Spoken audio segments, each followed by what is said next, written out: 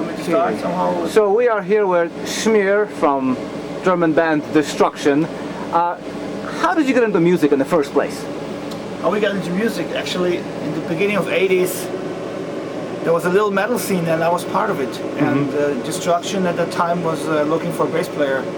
And they just approached and asked me because I was the only guy with like long hair and patches on this jeans jacket. And so, yeah, I basically was the only guy available. That's how I ended up being in the band, basically.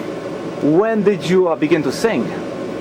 We kicked our singer out of the band like 1 year or so after I joined because he was kind of aggressive on alcohol and he kind of was fighting with everybody. So we kicked him out, and the problem was that it was right before our demo recording. So somebody had to sing, and as I said before, there was no musicians around at the time. Somebody had to do it, and I remember Tommy tried first. He was like, "Oh, I can do like Dan Beeler and stuff from Exciter," but it didn't work out. So Mike didn't want to sing, so I had to do it. I was forced into the bass player position and into the singer position. Yeah, so. Now, how long before Destruction established their style? It was fast. Like Night of Demon, the band before Destruction was still doing like heavy metal, more classical, and as soon as we named us Destruction, it went fast. Mike had all those fucking killer riffs. He came up with all those riffs, and we wanted to play this satanic speed metal kind of stuff, and I think it was quite fast. Who were your influences at that time? Definitely Jaguar, Angel Witch, the faster new wave of British heavy metal stuff, punk rock of course, Exploited, GBH, stuff like this. And of course Motorhead and Venom were very important also. So how long before the labels came on knocking? We actually started to send out demo tapes right away after the recording, and we got some interest. Also Noise Records declined us because they thought we sound too punkish. They wrote us like, "We don't sign punk bands, we're a metal label."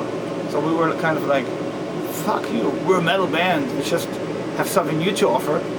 And then it was actually SPV and some other labels who had some interesting ideas with us. And SPV basically made a pre-contract for the mini album, and if that would be successful, then they would have done another album, and the mini album was like selling like crazy. So let's show the mini album. The mini album, which would be Sons of Death. Yes. Even though in the States it has a different cover, this is like the original version.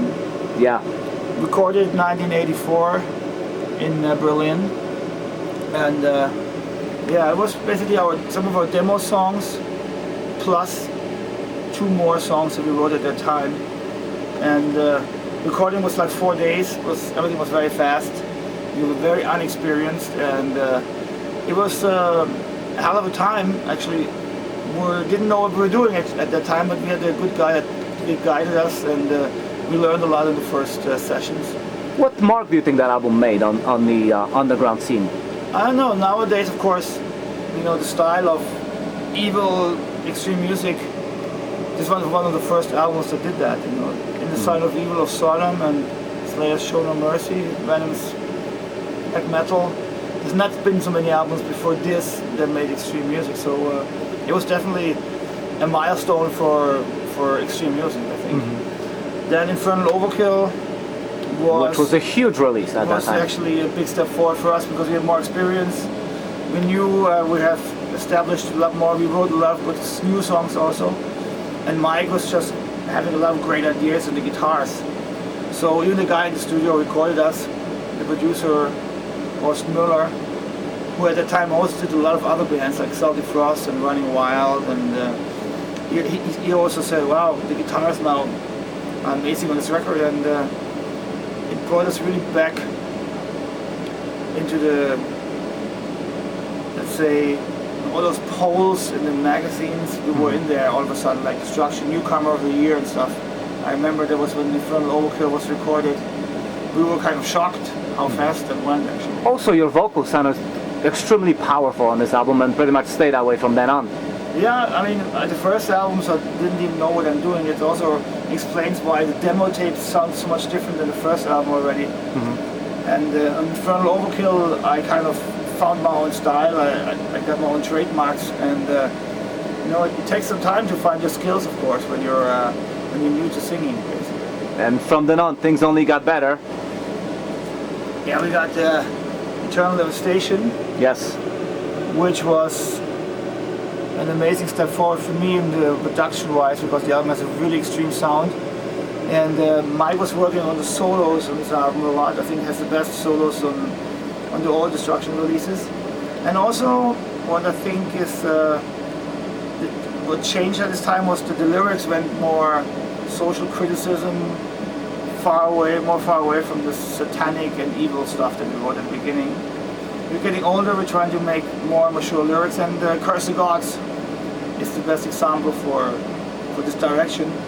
And I remember the first time when all the songs are ready, Mike played them in the studio, and I was like, wow, those fucking riffs, they were fucking killer at that time. I will never forget that moment. As amazing as this album was, I was very surprised there was no US tour to promote that. Yeah, it was difficult back in the day. In fact, you made an appearance in Canada back in, I believe, '85 at the World War III Festival. Yeah. What are your memories from that? It was an amazing step for us, because playing overseas was a dream, always been a dream. And of course, we met all those bands who played. The Possessed played there, and Celtic Frost, we were friends already. Nasty Savage, and also Voivod, of course. So it was a great meeting of those bands, and we couldn't tour the States at the time because there was just simply no booking agent booking like underground thrash metal at the time. So I think '86 or '87, the first time we came to New York, was the first time we ever played in the States. Some festival together with Testament and Carnivore, but at the time it wasn't easy to find a booking agent. Now, with the release of Eternal Devastation, the band began to get very musical. And then you added a second guitar player, and the EP that followed was a completely step in a different direction. Yeah. You know, how would you describe that time? With the new members, of course, it brought in a lot of new influences. You also new drummer, that's right. Was a new drummer, so the new drummer was not a real thrash metal guy. Also, the guitar player was more like of a Yngwie Malmsteen kind of inspired person. So they brought in the influences, and I think on Mad Butcher you couldn't hear it that much yet, because of course We Check Emotions was already... Yes, that's exactly what I'm referring to. That song was showing me another side of Destruction. Yeah. But I think it was much more extreme when this album came out. Release from Agony. Release from Agony, because there I really realized that we're kind of going very diverse, and as much as I like the album, it has a lot of split opinions also, a lot of fighting in the band about direction. And I think the fans were split as well in many ways. It's actually, in America, this is the most famous Destruction album for all the old stuff. In Europe, this is the most hated Destruction album of the old stuff. So the opinions are diverse. Also, this was voted the best cover of the year and the worst cover of the year in German Metal Hammer magazine back in the day. So it's been a diverse record. It was too much, too fast of a change. When you're like 20, you don't realize that, you know. You think progression is great for the band, and of course the label was pushing, you got to be the German Metallica and stuff, you know. So it wasn't so easy, because a lot of influences to young musicians are not always good, you know. Then finally a live album, and Destruction is a live band. Yeah, finally we start touring also in the States, and this is the album we also toured the States with, 1989 with the Chromax. That's right. And it was the album also that brought us all around the world with the Motorhead. We did several shows with Motorhead back in the day also. And it was a lot of great memories, a lot of great shows. And I think this is still one of my favorite Destruction albums, because it has a great set list, and it has a very rough sound, but it still sounds good nowadays. And it's basically the last album I've been singing on also. Yeah, then came a big break, which I found extremely surprising, because things were really looking up for Destruction, and then when the news came that you left the band, how was it, under what circumstances you left the band? They actually left me, basically, you know. Okay. When we recorded the demos for Crack Brain, I told them I don't like the songs, you know. The songs were even more technical than on Release from Agony, and there was no space for vocals. It was just a lot of riffs and crazy notes and a lot of diminished harmonies, which are impossible to sing, you know, because it's always a little disharmony in there, you know. Yeah. So there were a lot of fights, and we kind of separated in two parties. One party was me, that wanted to keep the old school sound alive, and then the other guys wanted to progress more, which led to in the middle of the studio recordings, he kind of fired me. And for me it was a big shock, because nobody ever approached really before and said, how can we work this out? It was like 3 against 1, you're out, basically. Now, even though you were gone, Destruction went on making EPs and albums. Did you follow what they were doing at that time at all? I followed the first one that came out, and once I heard that, I was like, okay, if that's what the guys wanted to do, I know why I'm out, you know, because it was totally different than what I would have done with the band. I just thought they're kind of ruining the band's name at that time, because they're going in a totally different direction, different artworks, different style. Everything had nothing to do with Destruction anymore, and then I didn't follow also. Those next 2 albums that came out, I heard many years later. I kind of ignored what they were doing. I was hurt also, of course, you know, those covers were my buddies. I mean, that was your baby too. Yeah, it was my buddies and my baby, and kind of, it was a big cut, and I totally lost contact for 5, 6, 7 years or so. Well, I recall the Destruction made an appearance in Milwaukee, I believe in '95, and it left the crowd, 96 maybe, it left the crowd very confused. As I heard about that. People were actually was. throwing beer cans on the stage and stuff, right? There's actually, I saw it the first time now, like just a couple of weeks ago. It's actually on YouTube, Destruction Milwaukee. And yeah, it was weird. The guy also, the singer, he's a great singer, but he didn't respect the original songs, and he also changed the lyrics and stuff, and it was kind of a weird moment, I guess. But I think without the Milwaukee was a big disaster for the band, basically. Without this big disaster, I wouldn't be here today, maybe, you know, because they kind of gave up afterwards. So what led to the reunion in the early 2000s? Like, people kept on asking me why I don't do Destruction anymore, and I said, the other guys have the name and they do their things, and I called Mike up once in '97 because Wacken Festival asked us to play as a reunion, and Mike declined. He said, no, I've got my band, I don't want to do it. But also shortly after, Wacken came again in 1989, 1 year later, and then I called Mike again because I heard the band was on ice, was nothing going on anymore. So Mike kind of was interested by then, and he came by and we talked. I said, listen, you know, there's so much interest in the original band, and let's do it again. And I already had some offers, and I think after many years he was unsuccessul for many years with Destruction. So he was not motivated. I think he wasn't very motivated. So I had a lot of new things to offer, a lot of new ideas, and but the first thing we said, you know, when we started, that we got to sit together, jam, and see how it works, you know. If the musical connection is not there anymore, it doesn't work. But it actually was great right away. Like the first jams, we also had right away some good ideas for new songs, and but once the spirit is back, it's important that you decide what to do, and we said right away, hey, it works again. And after all those years, you know, 10 years before it was a split, time is healing the wounds, you know. You start back thinking, oh my God, shit happens, you know. I was not angry anymore, and it was just the right time for it. And of course, all the people pushing you all the time. I'm meeting all those bands, meeting all those promoters, and everybody's like, Schmier, come on, do Destruction again. I think that was the main inspiration to do it, because for me, Destruction was history for many years. My girlfriend and everybody in my environment said, are you going to do it again? I said, no, it's over. For me, it was 100% history.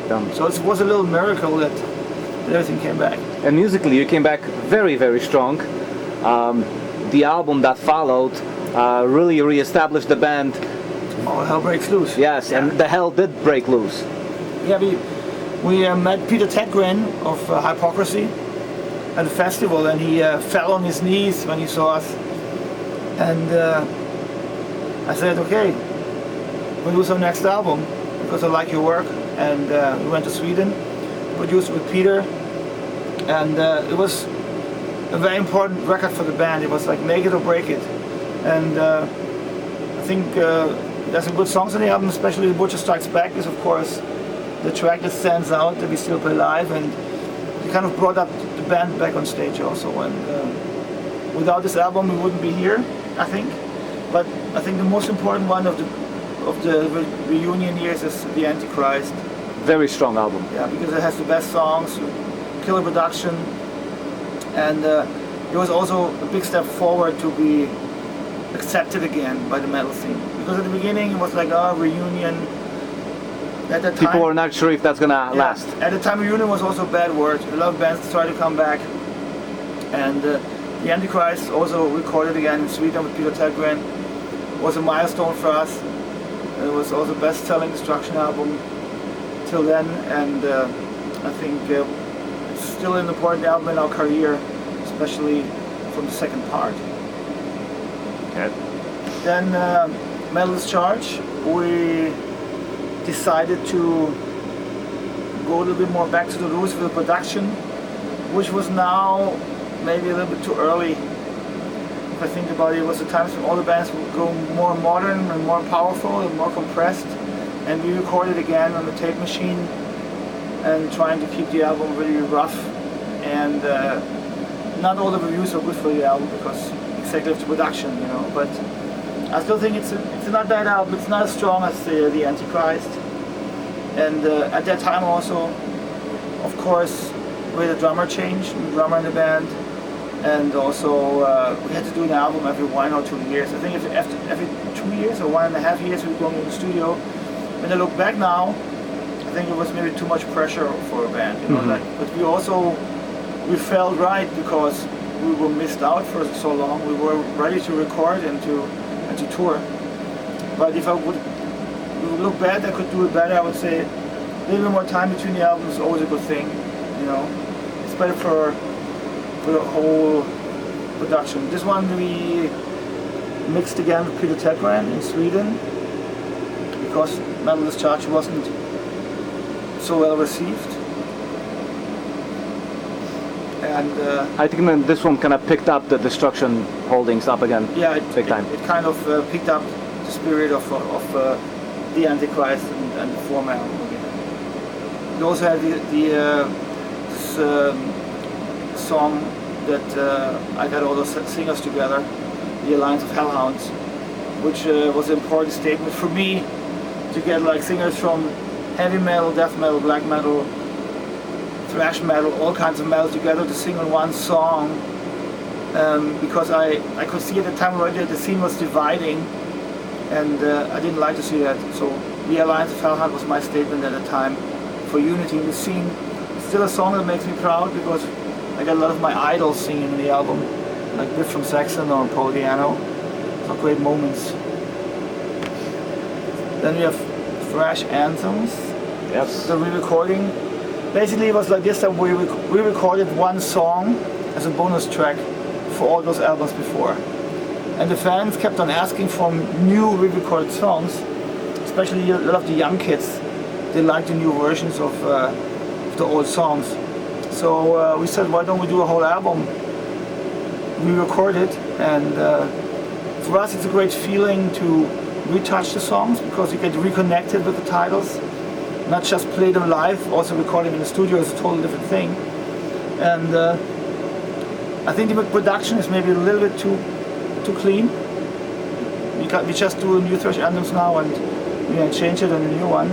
But I still think it's a great album because it has all those fantastic songs. So yeah. If young fans wanted to listen to Destruction, it's a new spin on greatest hits. Yeah, I always recommend listen to thrash anthems. It's a good start for you to listen to Destruction when you're a young new thrasher. Then we have Devolution. That's the second album that we recorded in Denmark, or that we worked with Jacob Hansen in Denmark. We went to Denmark actually to record the whole album. And it's a little bit more heavy metal, this album. Has a lot of more heavy metal influences, a little less thrashy. I don't know why this happened. It just happened. I guess it's still a good record. I like the title song a lot. And then we have a live album, Curse of the Antichrist. It was time for a live record because basically the last live album was 1989. So It needed to be done. yeah, it needed to be done. It's a lot of the newer songs mixed up with the classics.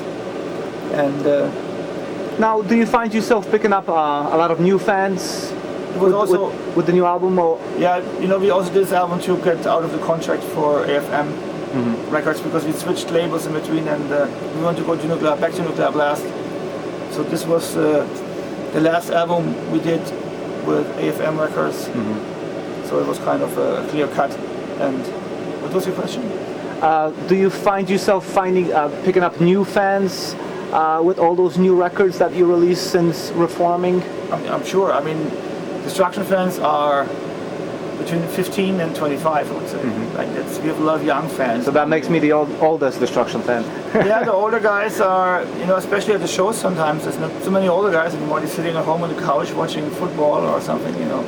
So we need those young kids, and there's a lot of young kids picking up thrash again. And this is Day of Reckoning, the first album with the new drummer at that time, Barber. Right on. And when he came into the band, it was very good for the spirits of the band. He kind of lifted up the spirits because we had some fights before with the old drummer, and it was kind of sad when we had to split. So this was new fresh blood, and he's a fantastic drummer, of course.